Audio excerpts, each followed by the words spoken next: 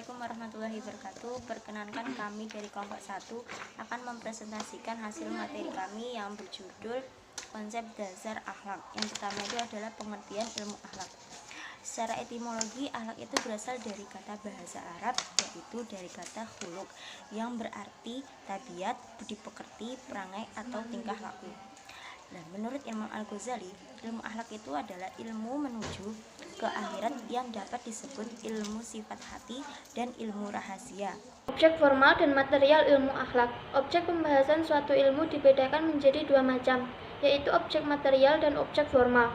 Objek material. Objek material suatu ilmu meliputi semua gejala-gejala umum atau hal-hal pokok yang dipelajari atau diselidiki oleh ilmu pengetahuan tersebut. Masalah pokok yang dipelajari oleh ilmu akhlak adalah manusia dan perbuatannya. Jadi, objek material ilmu akhlak adalah perbuatan manusia. Objek formal. Objek formal suatu ilmu adalah kajian yang bersifat khusus atau spesifik dari ilmu tersebut. Objek formal ilmu akhlak adalah perbuatan manusia ditinjau dari segi baik dan buruk. Selanjutnya adalah ruang lingkup pembahasan ilmu akhlak itu sendiri. Akhlak itu dibagi menjadi dua macam, yaitu akhlak mahmudah dan akhlak mazmuah. Yang pertama itu adalah akhlak mahmudah. Akhlak mahmudah itu adalah semua sikap yang diperintahkan oleh Al-Quran dan Sunnah yang meliputi pertama akhlak terhadap Allah. Akhlak terhadap Allah itu contohnya taat kepada perintah Allah. Yang kedua bertakwa kepada Allah. Yang ketiga adalah cinta kepada Allah. Yang kedua itu adalah akhlak terhadap Rasul. Akhlak kepada Rasul itu contohnya cinta kepada Rasul, menaati atau tidak kepada Rasul. Selanjutnya yang ketiga adalah akhlak terhadap pribadi. Akhlak kepada pribadi itu contohnya seperti sabar, tawadu, menahan hawa nafsu, menahan amarah. Selanjutnya yaitu akhlak mazmuah. Akhlak mazmuah itu adalah semua sikap atau perilaku yang dilarang oleh Al-Quran yang meliputi, yang pertama itu adalah akhlak kepada Allah, contohnya seperti durhaka kepada Allah, kufur nikmat, putus asa.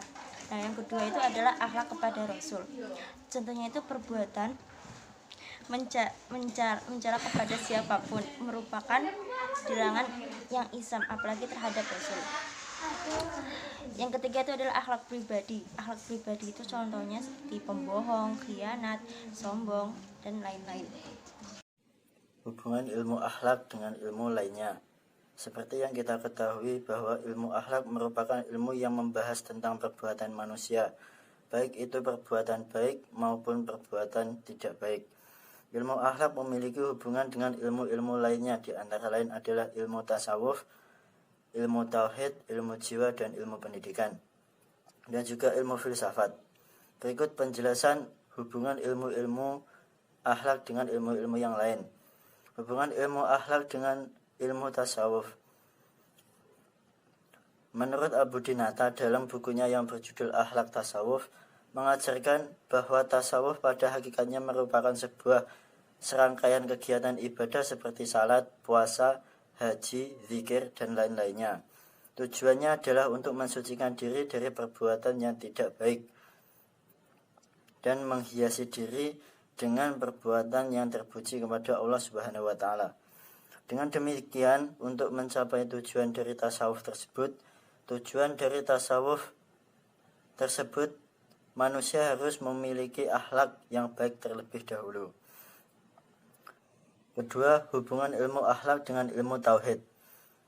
Menurut Abu Dinata dalam bukunya yang berjudul Akhlak Tasawuf, mengatakan bahwa ilmu tauhid akan mengarahkan kepada perbuatan manusia menjadi ikhlas, dan ikhlas ini merupakan salah satu akhlak yang mulia.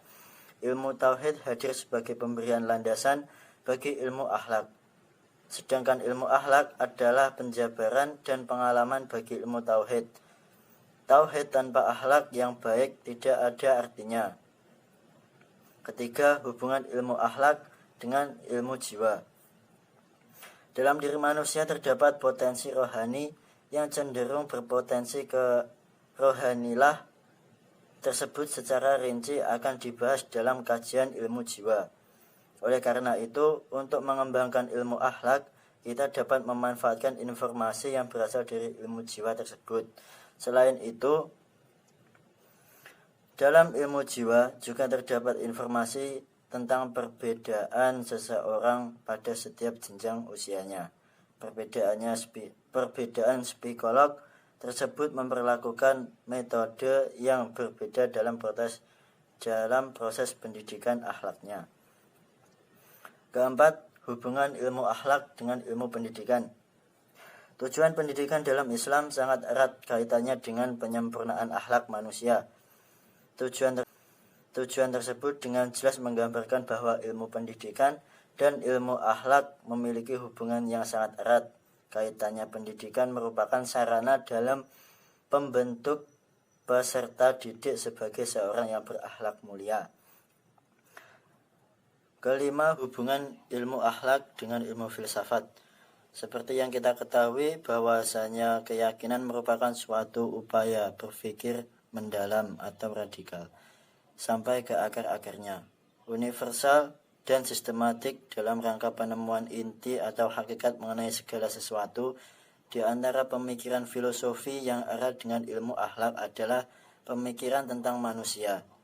Ibnu Sina mengatakan bahwa jiwa manusia merupakan satu kesatuan yang independen dan mempunyai wujud terlepas dari beban. Pemikiran filosofi tentang jiwa yang dikemukakan oleh Ibnu Sina menunjukkan bahwa dalam pemikiran manusia terdapat sumber yang dapat dikembangkan menjadi konsep ilmu akhlak.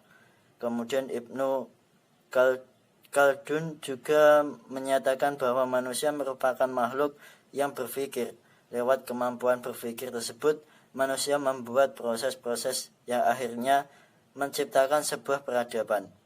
Dari pemikiran Ibnu Khaldun tersebut dapat disingkatkan dalam manusia merupakan makhluk yang berbudaya dan selalu dapat lingkungan sosial. Artinya manusia memerlukan bimbingan dan interaksi, dan bimbingan tersebut akan menghasilkan akhlak yang baik dalam diri manusia yang akan sangat berguna dalam interaksinya. Urgensi mempelajari ilmu akhlak. Salah satu ciri khas ilmu adalah bersifat pragmatis. Orang yang berakhlak karena kelakuan terhadap Tuhan semata-mata, maka dapat menghasilkan kebahagiaan tersendiri. Antara lain, 1. Akan dapat terpelihara dari hukum yang bersifatnya manusiawi dan sebagai makhluk yang diciptakan Tuhan. Kedua, orang yang bertakwa dan berakhlak akan mendapat pertolongan dan kemudahan dalam memperoleh keluhuran, kecukupan, dan sebutan yang baik. Yang ketiga, jasa manusia yang berakhlak mendapat perlindungan dari segala penderitaan dan kesukaran. Akhlak merupakan mutiara hidup yang membedakan makhluk manusia dengan makhluk lainnya. Setiap orang tidak lagi peduli soal baik atau buruk, soal halal dan haram, karena yang berperan dan berfungsi pada diri masing-masing manusia adalah elemen syahwat yang telah dapat mengalahkan akal pikiran. Oleh karena itu, Imam Al-Ghazali dalam kitabnya Mukhasyafatul Qulub menyebutkan bahwa Allah menciptakan manusia anak Adam lengkap dengan elemen akal syahwat. Maka barang siapa yang nafsunya mengalahkan akalnya, hewan melata lebih baik daripada manusia. Dan sebaliknya, bila manusia dengan akalnya dapat mengalahkan nafsunya, maka derajatnya di atas malaikat. Sekian dari kelompok kami. Apabila ada kekurangan dan kesalahan, mohon maaf yang sebesar-besarnya. Wallahu a'lam bishawab. Wassalamualaikum warahmatullahi wabarakatuh.